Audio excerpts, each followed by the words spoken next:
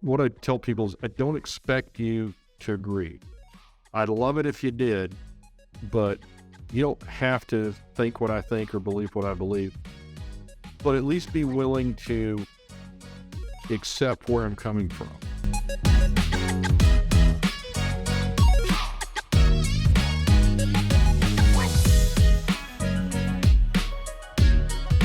Hello and welcome to Culturescape, the show that interviews the geek creators and influencers that built our nerd culture. In a world where AI can generate journalism, code, and even video games in mere minutes, the line between science fiction and reality is blurrier than ever. But where does the sci-fi of today end and our new reality begin? And how can nerd culture and science fiction inform us of what this future might look like? So who better to help us navigate this brave new world than realistic science fiction author Patrick Chiles? A former Marine and military college graduate, after a career in the airline business, Chiles started his writing career as a self-published author, quickly gaining success as a real talent at imbuing science fiction with the near possible. He is here to help us see into the future and discuss his latest book, Escape Orbit. Chiles tells the story of a stranded astronaut and the race to rescue him. Welcome to the show, Chiles. Patrick. Hi, thanks for having me. Yeah, it's great to have you here. Your book is really interesting. I love realistic science fiction. We all enjoyed The Martian, and that's kind of what your stuff reminded me a little bit of it, but with a more military tinge. So it's exciting to have you here with us today.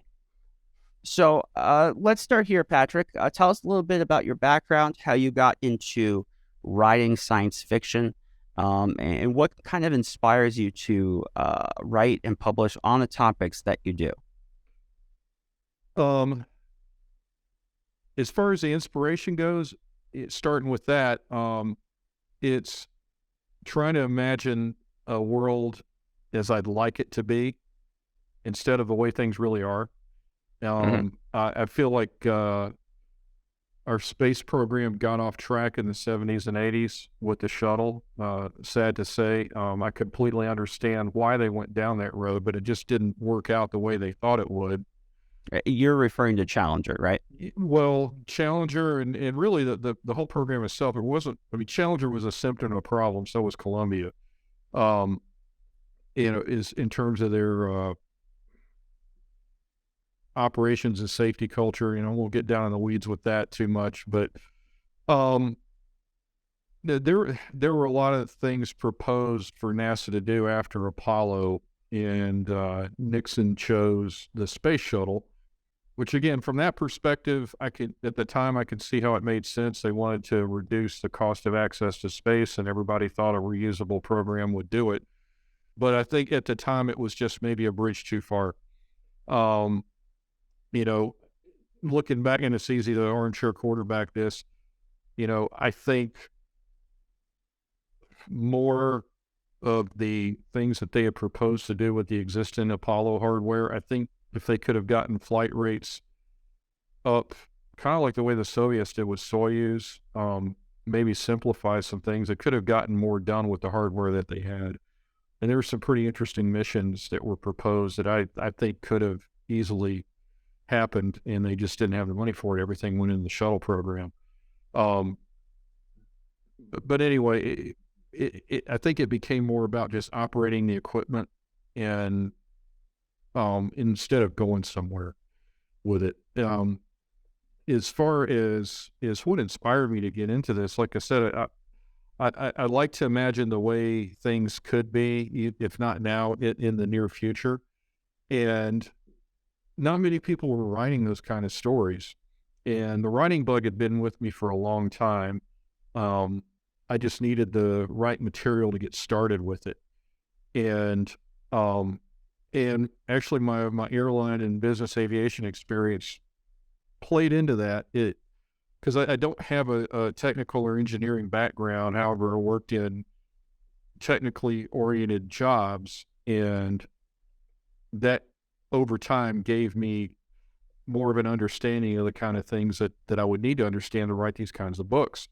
In a natural kind of fascination / obsession with the space program, even though I thought it was going in the wrong direction, a lot of the research I did really wasn't specifically to write books. It was just things that came naturally. I just absorbed everything I could about astronomy and rocketry and the Apollo program, the whole 60 space program specifically, and started extrapolating that over my aviation experience. And what really lit the spark was just 20 years ago now with Spaceship One.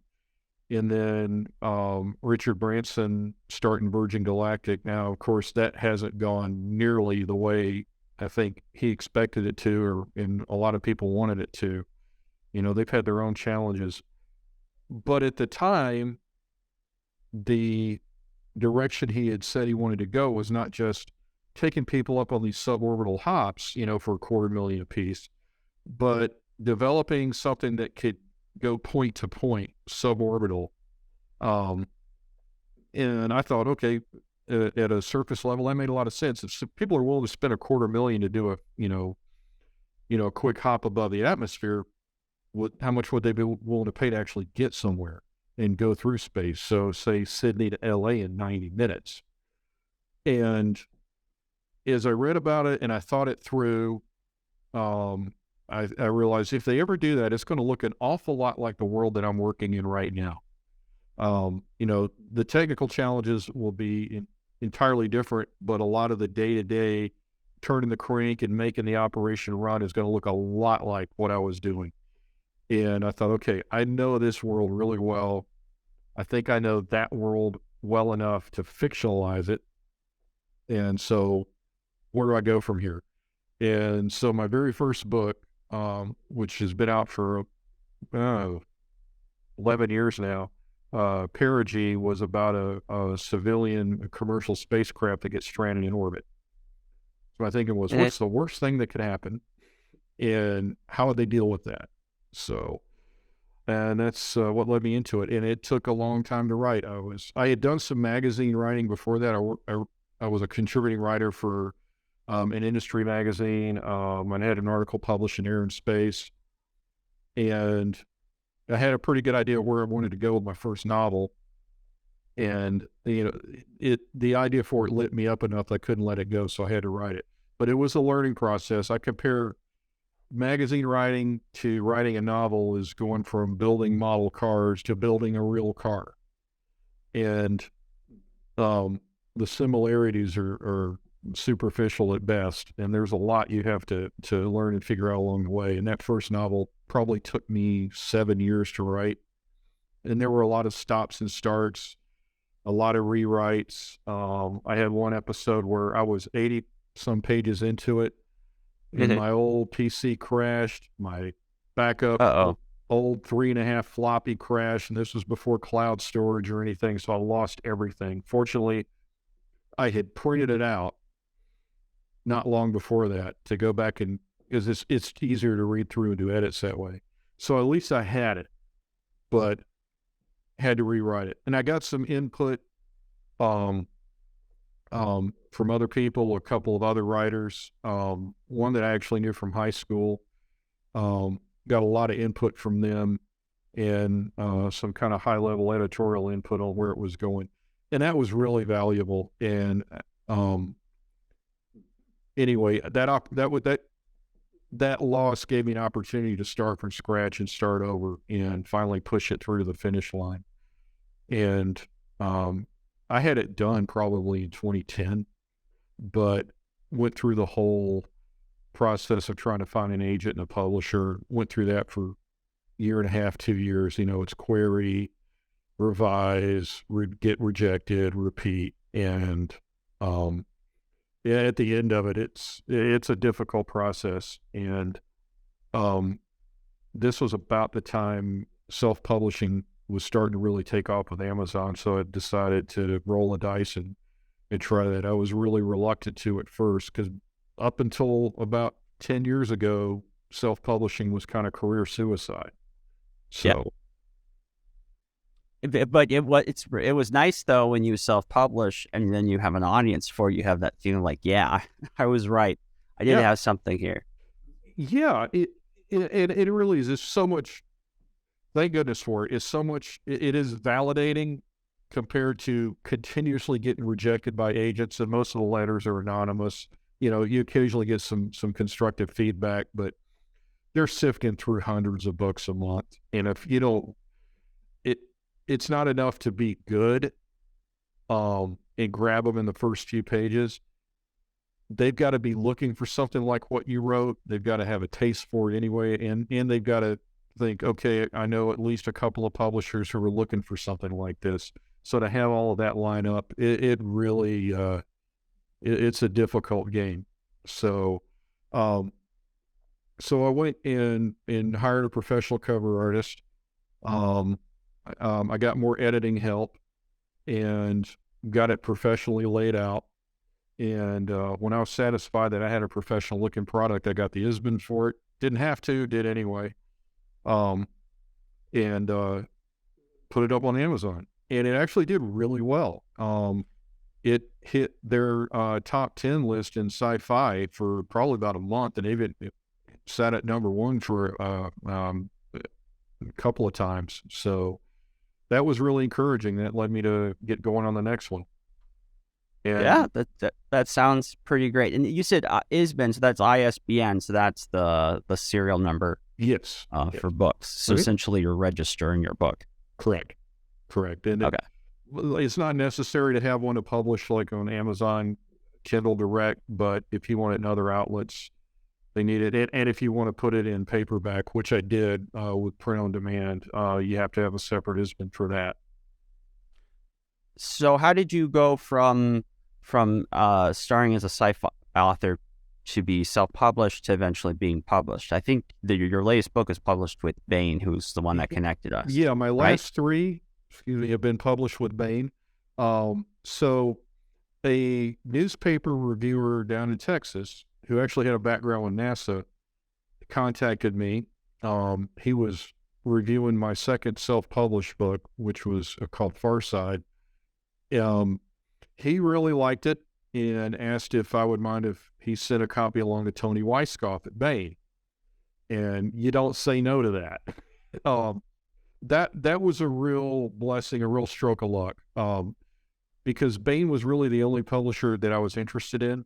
And what was holding me back was, they've got a big slush pile. They'll take agented and unagented submissions, and which is a huge point in their favor for a lot of reasons, I think. But it, at the time they said, expect it to take a year to a year and a half for us to get back to you. And that timeline was what was holding me back, because my two self-published books were doing fairly well. And so I had to really, it gave me pause to think that, I could finish this book and it could be a year and a half before I get a yes or no, when that thing could be out making money right now. But anyway, so he sent it off to Tony, and I got a reply a couple of months later, and they were interested in picking up both of those to put out under their ebook imprint. And then they asked, well, what else do you have? And that's always a question you want to get.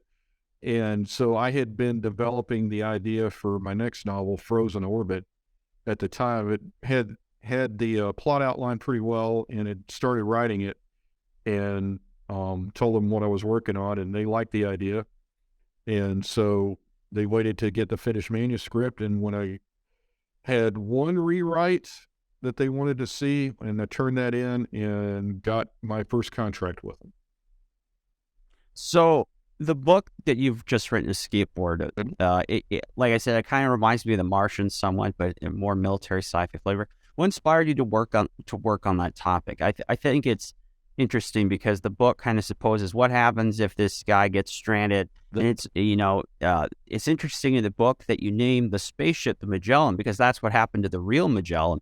He was a Portuguese sailor. He got to deal with Spain.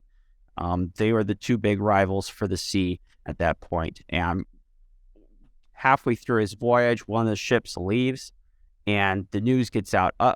Magellan's out there trying to find ways to that the Spanish can get on some of the spice islands the Portuguese have. So he was a wanted man. And so there was kind of a race. Who's going to get Magellan? and his crew. And as we know, unfortunately, that didn't happen, although Magellan himself didn't make it all the way. So I found that name and the inspiration kind of interesting compared to the book because there's similar themes. Kind of what brought you to these ideas, and where does your interest in realism or realistic science fiction come from?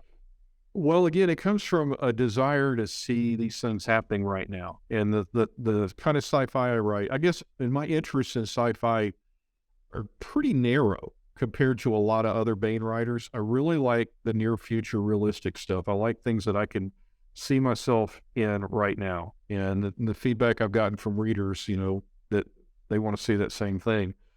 As far as naming it Magellan, it actually comes from my first Bain novel, Frozen Orbit. This is a sequel to it. And the astronauts stranded out there because of some events that happened towards the end of Frozen Orbit, and where one of his crewmates is injured. They're on their way back to Earth, but they need to get her there faster. And to do that, they basically detached the crew return capsule logistics module. I don't want to give too much away here. Maybe I am, but anyway, they detach that stuff, and so they can get back with her and use Magellan itself as kind of a slingshot. But due to some limitations on consumables, power consumption, stuff like that, there's 4 of them. There's only enough power and consumables for 3 of them to make the trip home. So Jack takes it on himself to draw the short straw, and again uses it as a slingshot to get them home faster. But what that does also is causes him to have to basically whip around the backside of the sun back out towards the far end of the solar system. But he's got goals in mind too. He's looking for something. Due to some things they found on their expedition out to the Kuiper Belt.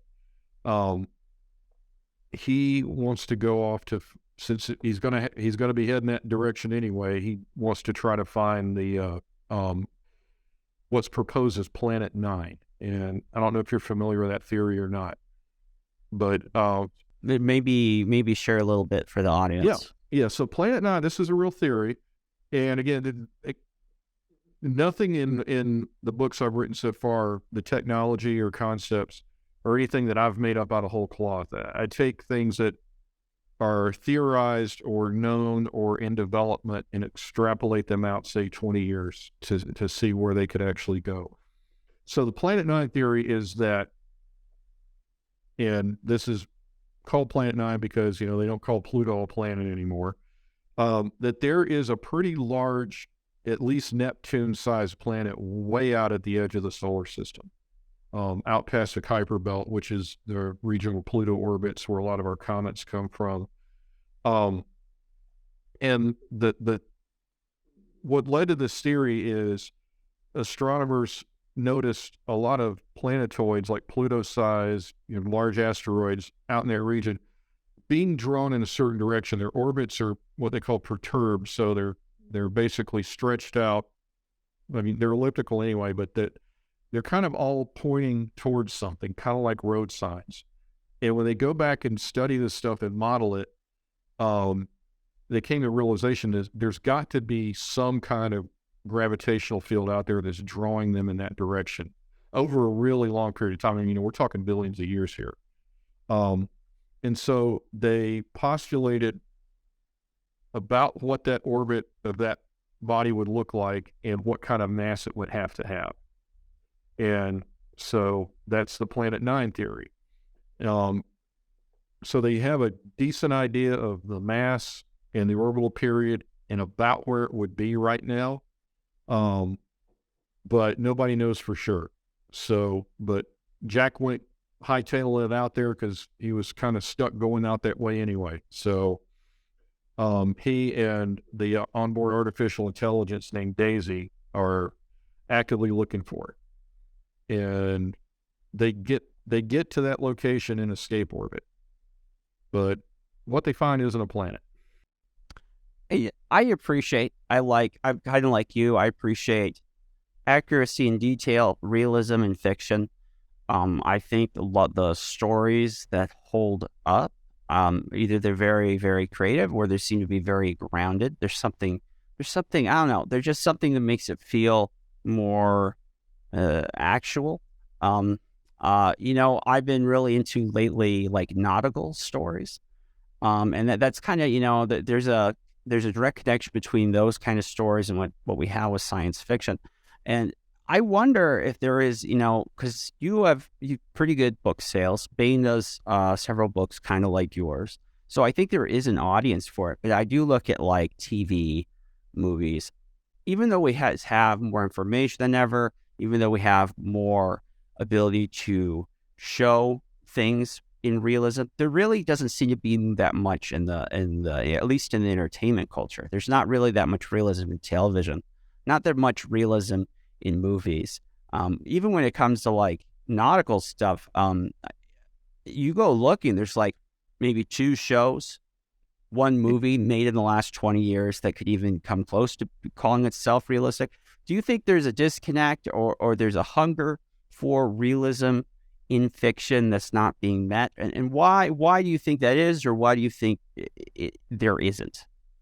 So if I could back up real quick too, because I don't think I really answered your last question as far as where I came up with Magellan, but I promise I'll use that to lead into answering this. So the part of what I postulated is what I'd like to, the direction I'd like to see NASA go now that space flight is really becoming commercialized.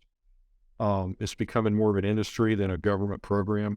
I'd really like to see NASA revert back to their roots, which is research and development, and to be able to spend the kind of money that a business can't really justify spending. The return on investment may not be there, but develop those kind of enabling technologies that we need to actually go somewhere and not just literally fly in circles in orbit around Earth. If we're going to have a government space program, let's go somewhere with it. So when I was deciding what to name this super advanced, pulse fusion powered spacecraft, I decided to, I looked at the traditional NASA naming or methodology, Greek gods and things like that, and decided I'm calling these the Explorer class vehicles, and so we're going to name them after explorers. And Magellan was the obvious choice. And again, I try to keep it as realistic as possible. What I propose is really out there, but I have a friend through another Bain writer, Joel Presby. Her husband Andy has also done some work for Bain, but his job is with NASA, and he researches nuclear propulsion. And he assured me this pulse fusion technology that I was writing about, he said, it's probably the only real path to fusion rockets that we're going to have in our lifetime. So that made me feel a lot better. Any time that people who know what they're talking about read my stuff and tell me, yeah, you got it right, instead of laughing me out of the room, I call that a win. I do think there is a desire for realistic sci-fi. I mean, I think The Martian proves that. I have no idea how big the market is. He anywhere really struck a chord with that. I mean, you talk about catching lightning in a bottle. He did. In fact, he was self-pubbing The Martian about the same time I was releasing my first self-pub book. He's getting calls from Ridley Scott. I'm available. If you're watching this, Ridley, give exactly. Patrick a phone call. So, and I've seen a couple of reviews that kind of compared my stuff to him, and I don't think they realized that I was coming up with this stuff independently at the same time he was. I certainly didn't set out to copy anybody. Like I mentioned, I was setting out to write the kind of books that I didn't feel like anybody else was writing. And, I do think that there's a market for that. The question is how big, and getting the books in front of people too. Even working with a great publisher like Bain, that is still a challenge. Like Barnes and Noble recently changed their buying model. They don't have a central buyer anymore, like we used to deal with it. our folks would pitch the latest releases to him, and he'd decide how many to buy and which store, which regions to ship them to. Now it's up to the individual stores. So if you're That's a not lot already, more work. it Yeah. is, it is. We've really had to rethink our strategies for getting books on shelves. Um, because unfortunately, if you're not already a bestseller, you're gonna have a harder time getting picked up. A couple of things I think work in my favor are a lot of this stuff is a result of COVID and just upending a lot of business models. Um, Frozen Orbit, I think, was originally supposed to come out in March of 2020, which would have been a nightmare. It got pushed up to that January. Thank goodness, because now it was on the shelves before everything locked down. Because I was a new author at the time and still feel like a newbie for a lot of reasons, but at least my books were out there on shelves, and the stores that have already stocked them are going to be inclined to stock new stuff that comes along with my name on it. At least I like to think that. The other thing is that Escape Orbit did get a really good review from Publishers Weekly that dropped last week. That was really exciting to see, and that kind of thing helps get into stores too, because the local managers are looking at things like that, trying to decide what they're going to stock. So I'm hopeful that I don't have to reach out to every single bookstore in every city in the country and beg them to stock my stuff. It is interesting the way it's happened. Is it really doesn't matter what what industry that you are tied to. If it's in the realm of communications, information, pretty much now everyone has to become a self-pitcher on some level. Yeah. Which is an interesting change when you think about it, because you think, oh, well, the successful people, they don't have to go around pitching everyone, but no, even they are stuck in pitch heck like I am. Do you think there is an appetite? There's definitely appetite for stuff like you are doing. Do you think it's really being met? I mean, not just in books, but like television and movies. Do you think there's enough content that establishes realism? If so, why? What could change that would make that better? Yeah, I can't say that there is. I think there's a few that have tried and fell short. And there's a few enormous success stories. I mean, like we mentioned, The Martian, The Expanse. Although people that I lean on for research and verifying my own crazy theories tell me that it's not as hard sci-fi as a lot of people want to think it is. Although there's quite a bit they get right, and they do try very hard to stay true to it. But like with the kind of thing they were writing, you'd have to have a little bit of what we call hand wavium. There's a few rules of physics they have to break to make the stories work, and that's fine because I think they get the rest of it right. And it was enormously popular, and but the key is they told a good story. It's not like writing a pre-flight checklist for an airplane or technical specs for a project.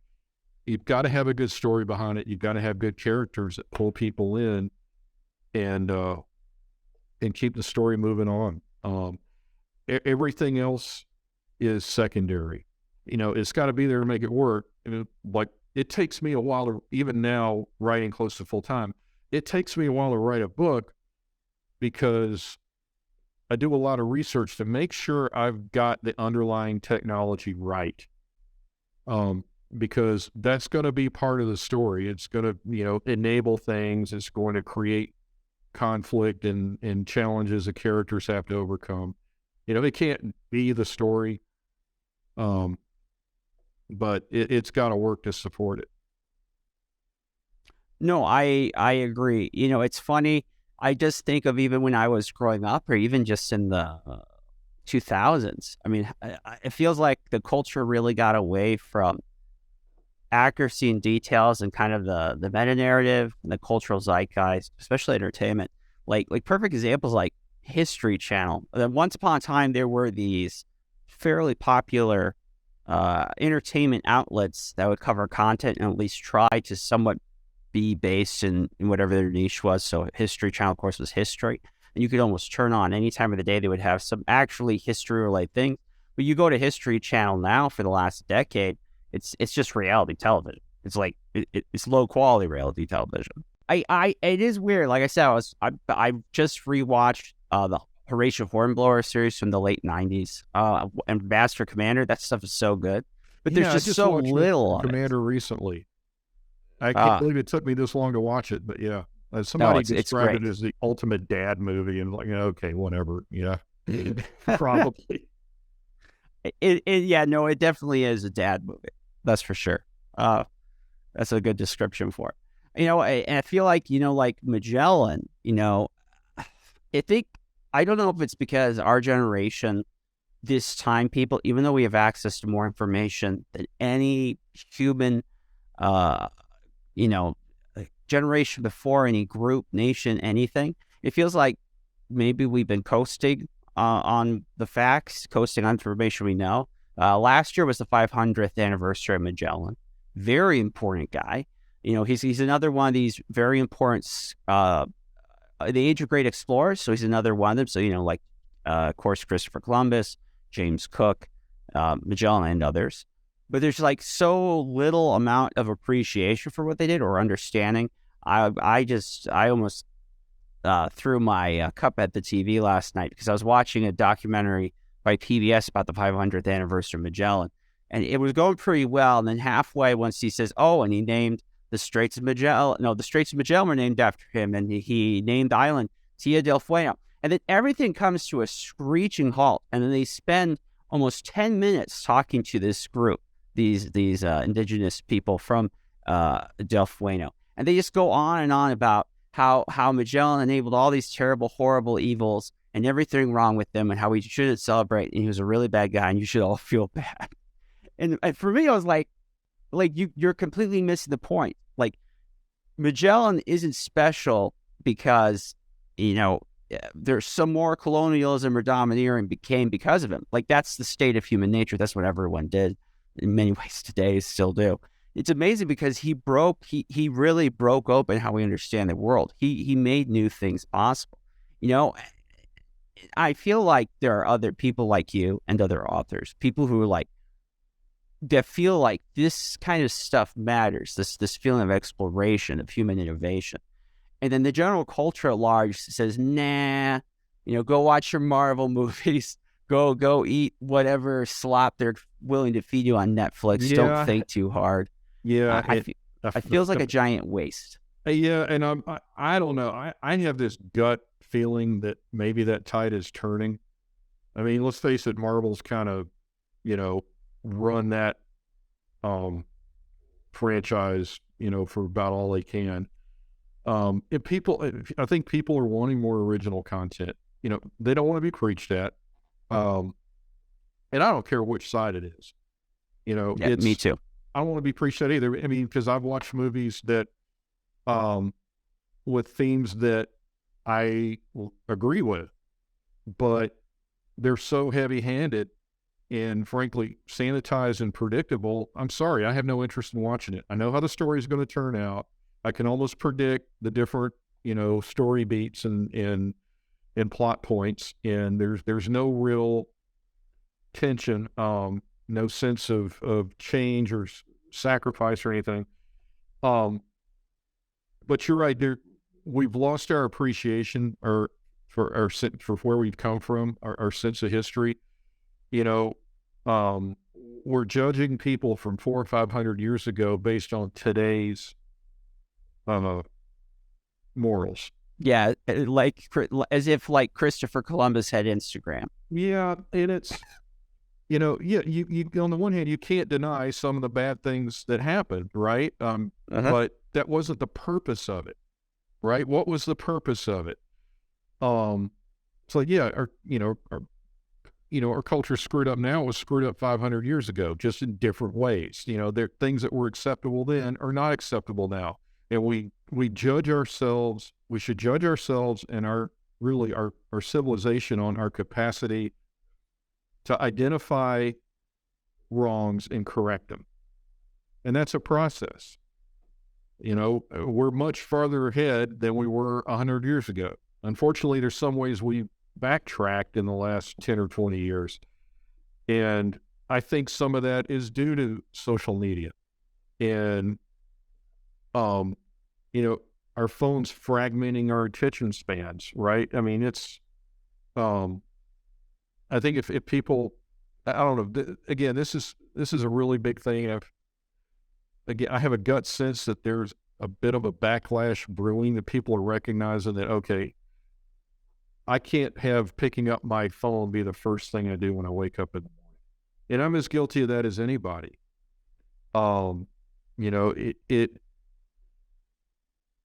It feeds a desire that we all have to not be bored, right? Yeah. Have something engaging our brains, and it's more like cotton candy for your brain than actually engaging it. It's far better to just get up in the morning, sit in the quiet with a cup of coffee, and think a little bit about the day ahead. And maybe read part of a book or something, then scrolling through your Facebook feed. But we all fall into that trap. I have the same problem. It's usually Twitter, not Facebook. But I'm guilty. I have terrible social media habits. Yeah, I try to stay away from Twitter for the same reason. It's an even bigger time sink than Facebook. And Facebook, it's a lot of it's personal. Got a lot of friends and family that are out of state, and a lot of my readers are finding me on Facebook, and it's easier to engage with them through my regular Facebook page than it is through my author business page, for Facebook reasons.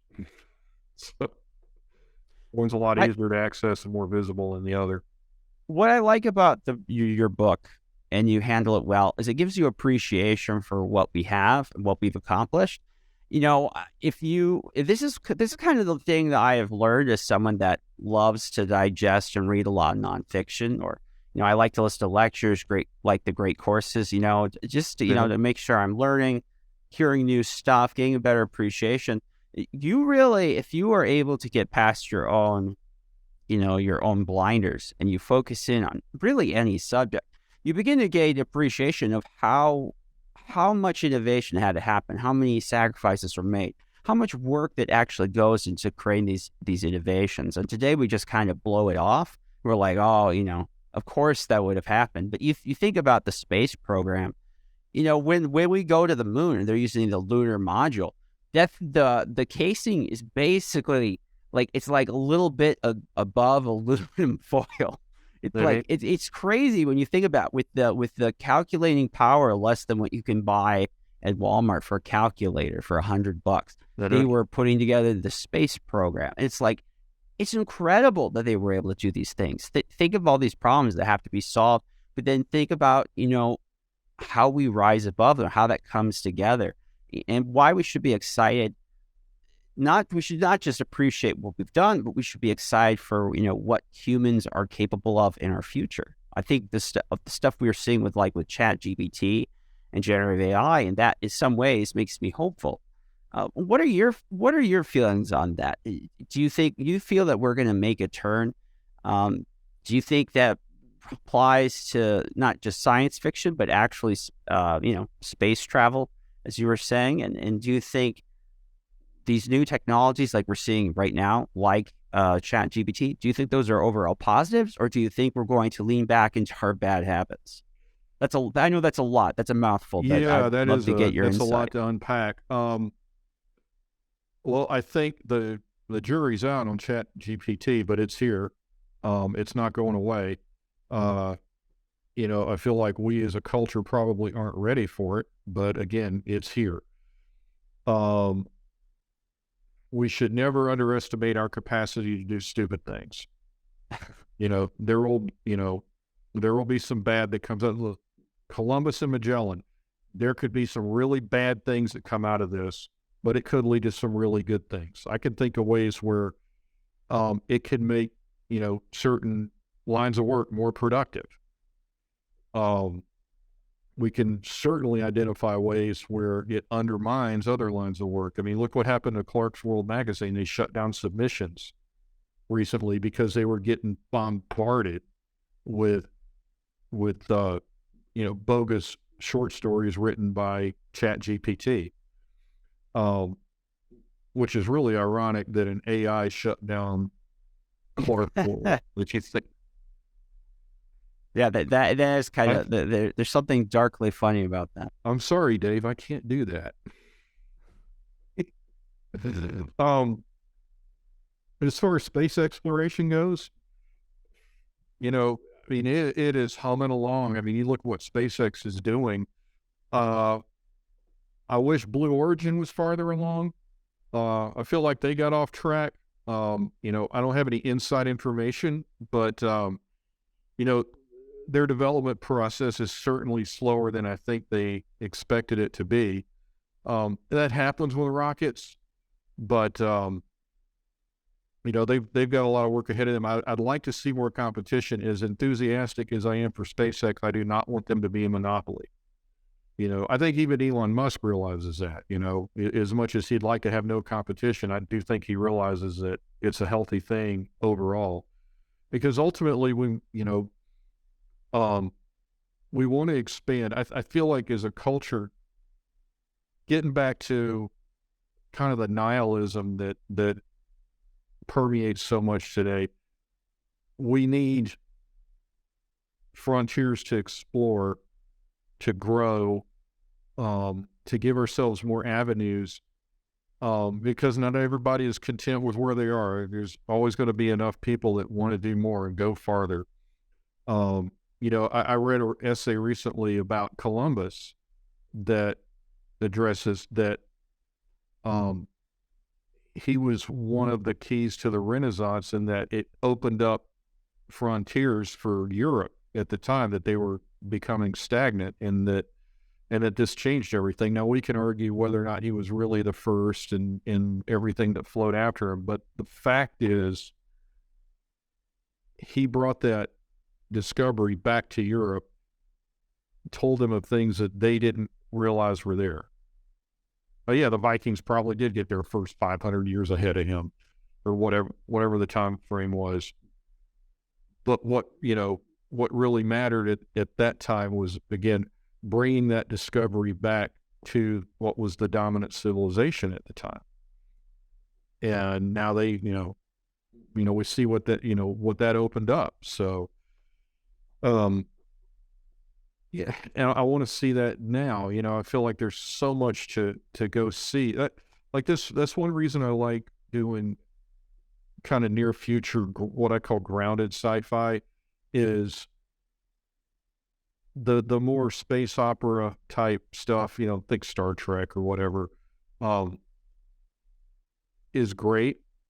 But I feel like there's so much to discover here in our solar system. There's so much to be said about it, and I want to be the guy that does that. One of the things I like to do in my writing is I like to address my own internal conflicts, and hopefully it's not too ham-fisted or obvious. But there was a lot of this in Frozen Orbit. My two main characters had running debates on the nature of life and where we came from, and is there other intelligent life out there? If not, why not? Were we created, or did we evolve from random chance? And both characters were playing out different sides of an argument that's been running inside of my head for most of my adult life. And I thought that would be useful to dramatize in the book. So it is, and I think we're going to be faced with similar questions to that. I think kind of what is sort of exciting about the advances we've seen in AI is it kind of makes it look like the question is AGI even possible? Will that become a reality? And beginning to look like, to me, more and more that this is a thing that could happen. And if it is, then how does that affect everything else? Like, how do we define life? How do you define consciousness or rights? What does that mean, the impact of people? Like, it's an incredible. I know we get really depressed. Depression rates, mental health illness rates, especially for young people, is really high right now. I wonder if some of that is because people don't really feel like they have anything to aspire to. And where that's kind of the role I think that good fiction can fill, like sci-fi did for many, the sci-fi writers of the 30s, 40s, and 50s, how they inspired later on actual scientists and people in NASA. I think people need good fiction to inspire them to seek out these innovations and these frontiers. Because the world is an amazing place. It really, truly is. I know we get depressed and humans are awful and everything feels awful. But when you get down into it like you do with your books, it really is an incredible world. There's a lot of complexity. There are a lot of opportunities. And we just kind of need to get out of ourselves, see that. Yeah, really, we got to get out and live life. Okay, I think a lot of what we're seeing is, it's easy to blame education system or cultural decay or whatever, but it's easy to blame social media, but that's what I'm going to do. It back to fragmenting our attention spans. There's so much. It's and I'm not the first one to make this point. I think it's a pretty obvious point. It's a lot easier to be a jerk anonymously on social media than it is in person, face to face. People get away with saying things on Twitter that if you said it face to face would probably get you knocked out. People can get pretty awful on it. And you see enough of that and you start to internalize it and you think, well, this is the way to respond. Somebody says something I don't like or I'm offended, I'm going to come at them guns blazing and I'm going to bury them. Well, real face-to-face life is not like that. And you may find that somebody that you otherwise strongly disagree with, you like as a person, and you find ways to get past that. And, like both we have two boys, both of them are grown now, and, they have their own opinions, and sometimes we agree and sometimes we don't. And, every now and then I can identify with, or one of them might say something and I can get a pretty good idea where that came from. I say, look, what I tell people is I don't expect you to agree. I'd love it if you did, but you don't have to think what I think or believe what I believe, but at least be willing to accept where I'm coming from. Like, there's a reason I think about the way I do about certain things. It's not because I'm old and cranky, although I am that. But it is based on experiences or personal knowledge or understanding history or whatever. It's like, again, you don't have to agree with me, but, be willing to understand where I'm coming from and at least accept that much. And I'm going to try to do the same for you. It's emotionally sloppy. We've really reinforced some bad habits about ourselves, how we should handle our own lives, but also how we treat others. Mm-hmm. But maybe that will change. People are getting tired of certain things, and maybe that the pendulum continues to swing, and people hopefully learn to adapt and handle that better. No, you're right about that. A lot of cultural phenomena is like a pendulum, and once things build to a point where enough people recognize, okay, this is not good and we can't let this continue, then as individuals we all start making those choices to behave differently. Like, okay, I'm not going to do that thing anymore, or I'm not going to spend so much time on that social media site or whatever. And it's just all, again, millions of people making decisions on their own for their own best interest. One thing I did note that I didn't get to, if you have a background in the military, you attended the Citadel, which is a military school. You were a Marine for many years. What is the connection between good science fiction and military? Because even though there's obviously the military science fiction genre, but even a lot of good science fiction usually has some kind of connection to military life. What is that Yeah. connection? Why do you think that is? Yeah. So like my books aren't strictly military sci-fi. My second book for Bain, which we didn't talk about, Frontier, is more military sci-fi. It's kind of an extrapolation of where I'd love to see the Space Force in, say, 20 years. But again, like everything, I extrapolate like that.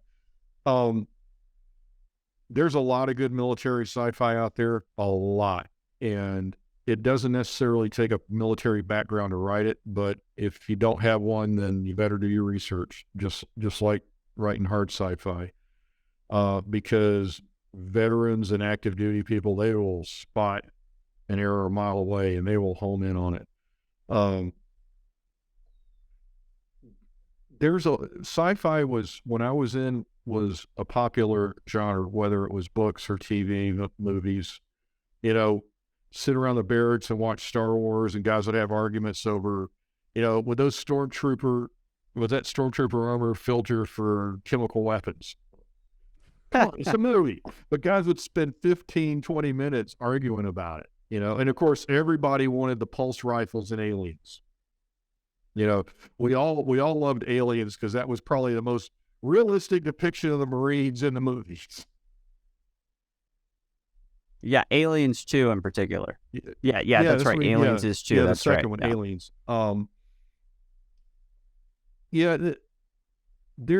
It's funny because it's kind of inherent when you like look at Star Trek, Space Navy, right? It does kind of permeate it, and I think it's going to for a long time. And let's face it, some of the greatest works like Starship Troopers, military sci-fi. I remember I read that way back in like junior high, kind of forgot about it.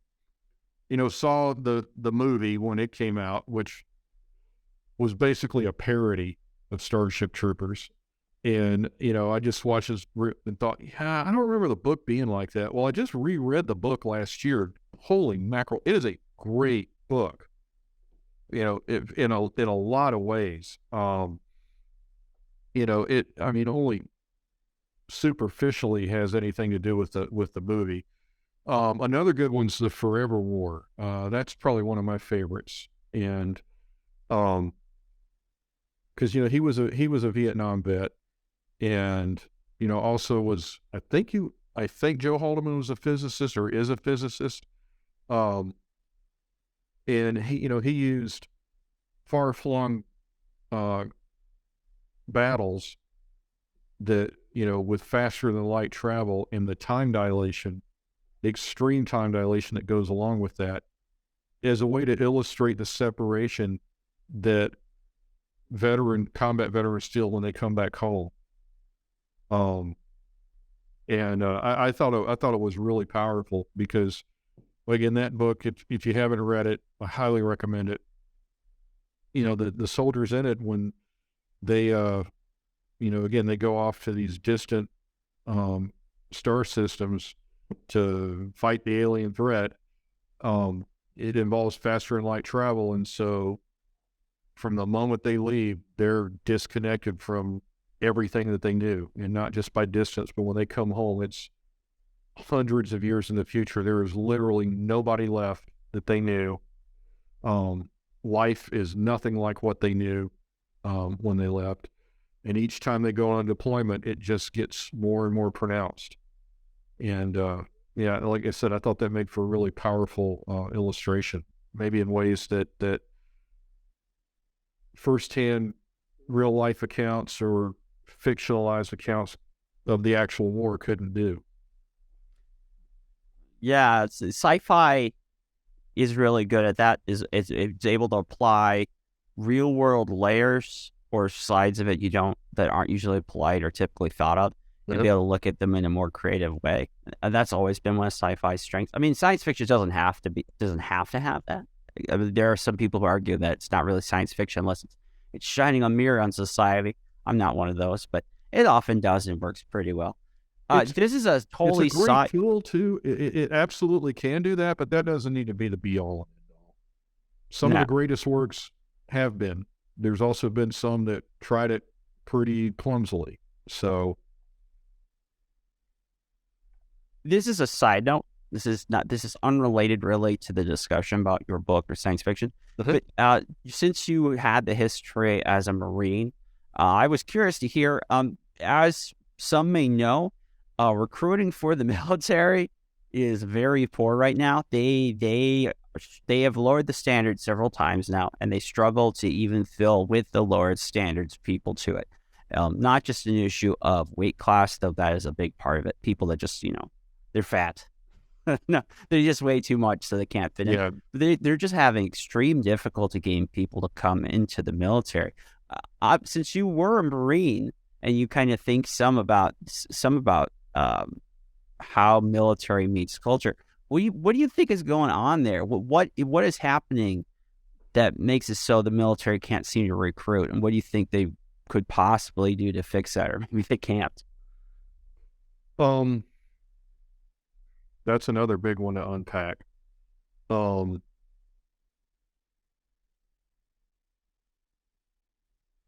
I think the last 20 years probably colors a lot of people's decisions. Um, you know, we started out after 9/11 with, really just cause. Um, we had every good reason to go into Afghanistan, but then we flubbed it. I thought back then, and this was like after the first 6 months, they had bin Laden and his inner circle cornered in Tora Bora and then waited. Instead of letting our army do it ourselves, we waited on our international partners or whatever. I think they wanted to give, the Afghans, Northern Alliance a win. Again, I could have my details of that incorrect, so y'all don't light me up if I get that part wrong. But I just remember as it was happening, reading about it and like, what are we waiting for? We've got him now, get him. And sure enough, he got away. And it took another 10 years before they finally got him. And by that point, the mission had gotten so fouled up. We got into the thing that we said we weren't going to do, which was nation building. We did the same in Iraq. Now, we can certainly argue whether or not we should have gone to Iraq in the first place. My opinions on that have gone back and forth over the years. And nobody's paying me to make these decisions, so I don't know if anybody really cares what I think. But it's going to be really hard as, say, 19-year-old deciding whether or not to go in the service, looking at how things have gone. And as a parent of, young men that age, that are eligible to do that kind of thing, it makes me think like, do I want my kid getting sent off to some ill-defined war, and it is how we're running it is questionable. We've lost our concept of victory, and that frightens me. It worried me back at the end of the Gulf War, because I was there, and I don't want to say it was a cakewalk because that wouldn't be fair because we lost people there. But it went pretty doggone well. It went more smoothly and according to plan than I think anybody expected. There's that saying that, no plan survives first contact with the enemy. For the most part, first Gulf War did in a lot of ways. But when I got home from that, I got the sense that it didn't feel real. I absolutely got the sense that culturally everybody was hyping up, welcome home troops, great job, yellow ribbons, all that stuff. It's like they were trying to make up for crapping all over the soldiers that came home from Vietnam. Probably It true. really did. I had that in the back of my mind that is what it felt like. It's like, I'm happy, you guys to feel that way. But I felt like because it went so smoothly, because the casualties were so low, and that we were so successful with that people thought it was easy. And I do worry that we've lost our stomach for a serious existential war, like World War II, where if we lose, it's over. We don't have a country anymore. We're under, the bad guys' thumbs for, for who knows how long, I do worry we've forgotten how to push through to completion to actually win decisively. Like, and I get the inclination for nation building. They look back to World War II as a model with Japan and Germany. Well, they don't think about what had to happen for those countries to be rebuilt. Japan especially, they had to be utterly defeated. They had to be brought to their knees and be completely dependent on us to keep their countries from just collapsing in people's, mass starvation. That wasn't really the case with Iraq and Afghanistan. And I feel like, we gave up a real opportunity with Afghanistan. And not because we weren't going in there for oil. I mean, there's apparently a lot of valuable minerals under the ground in Afghanistan. Well, now China's moved in, and apparently they're going to be exploiting that. And I'm going to say we should have exploited it. But you know what? We could have given them opportunity. We could have given them a real shot at real economic development and wealth, and brought that culture up out of what's basically the Middle Ages. If their main export is opium, which, I don't think I'm wrong in that. I think you're correct. I think it's either the top one or top two agricultural output for Afghanistan. Yeah, well, apparently they've got, a pretty good wealth of rare earth minerals under the ground out there. It's like, why weren't we coming up with ways to get that stuff out of the ground and give them, a real productive economy, give them a way out of where they were. I'm stunned by it when I think about it. And I'm kind of getting off track, but again, I have to think people are looking at that as, okay, if I'm gonna go, write a blank check with, for my life, it better be worth it. I need to know that my leaders are going to back me up. They're going to give me the tools I need to get the job done. And it's going to be for a clearly defined mission, and that they're not going to yank the rug out from under us just because everybody's tired of it.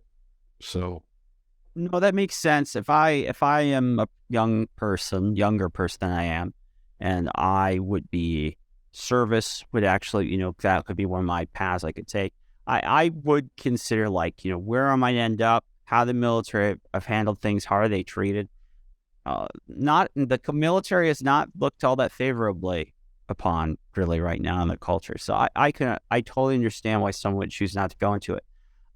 Are you concerned though? Like, what do we lose if we have less people going into the military? It's a big character formation for a lot of people. It provides a lot of guidance. Yeah. Oh yeah, no, it changed my life for the better. I didn't make a career of it. I would have liked to have, for a lot of reasons I didn't. And, but it was a defining period of my life. I'm forever grateful for it. Now, there's a lot of parts of it that sucked, and that's just the way it is. Sacrifice is part of it. Discomfort and inconvenience is a necessary part of it. I do worry that we don't have enough people that are either interested or can qualify. Now, I will say this based on personal knowledge and people that I know still involved in this and other things. there's a lot that the military does that they need to just get out of their own daggum way. There's a lot of times they disqualify people for stupid things and don't give them an opportunity to basically correct the problem and try again. It's like no second chances. Oh, come on. We're talking 18, 19-year-old kids. If they do stupid things, give them a chance.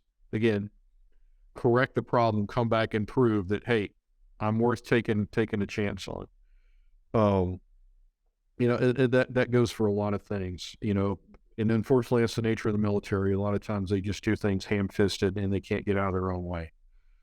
But lowering standards is what really concerns me. I would rather have a smaller force that can meet the standards than hitting the numbers, but they can't do the push-ups. They can't carry the load. They can't be counted on to, do what needs to be done. I think that's far more dangerous. I find some humor in some of the attempts especially the Army have used as of late to try to attract new talent. Like they pay a lot of money for an official Army Twitch platform, and it's like that, like it's like a team, and like their job is to try to recruit people through Twitch, and it's like run maybe 2 times in the last year it's been up, and it's just like it's kind of like to circle back to publishing. It's kind of like marketing a book. Nobody really knows what works. We're just throwing stuff at the wall to see what sticks. And if it does, we'll run with it. Yeah, it is a crazy time to be alive. Everything feels up for grabs. Like what's going to happen next? But hey, you've written some about this in your books. What might happen in the world of space travel? I hope that your insights are correct, because space travel is pretty neat. Well, I appreciate the time that you took to talk with us today about your book. Where can we find your wonderful new book, Escape Orbit, and where else can people find you for social media, etc.? Well, first, if I give a shout out to my publisher, Bain. They have been fantastic to work with. I mentioned earlier, they were really the only publisher that I wanted to get on with. And it's been great having that kind of editorial support for story development. They've got access to all kind of subject matter experts that they've brought in to test read, my manuscripts and tell me what I'm getting right, what I'm getting wrong. And then the covers have been great. Bob Eggleton is a wonderful artist, and when I saw he was doing my covers, I was just over the moon. That's where things really feel. That's what it feels real. When you get, you turn in your manuscript, you get your editorial input, you get that cover, and you realize, oh yeah, I need to make this book live up to this cover. But anyway, they can be found at Bain.com, of course, Amazon, and Barnes & Noble, really anywhere who sells books. I mean, they're on Target's website, Books A Million. So any number of places you can order them. And of course, it'll be on trade paperback on April 4th and on ebook. I've been told an audiobook is coming, hopefully soon. Bain doesn't have direct control over when audiobooks are released. The production company they've contracted with, or licensed the rights to rather, does that. Frozen Orbit came out in audiobook, and that was great. It's really something to hear a professional voice actor dramatize your work. You learn a lot about your own writing that way too. Things that look great on paper, they read fine, but then when they're read aloud, sometimes you go, oh yeah, I'm going to handle that differently in the next book. Yeah, no, that's true for my writing too, for journalism. It's like, ooh, yeah. maybe should have done another draft of that. It pays to have your stuff read aloud to you. It really does. So, that's where you can find it. As far as myself, I have a blog and website called the Chiles Files. It's chilesfiles.com. I'm on Facebook and Twitter at Patrick Chiles, and that's where you can find me. All right. Well, Patrick, thank you so much for coming on the show. I appreciate you taking the time to make it happen. Everyone, please check out Patrick's book. It's a pretty good read. I haven't read his other stuff, but I hear it's pretty good as well. So I'm so happy that you came on. And to all the rest of you, until next time, my friends, keep geeking out.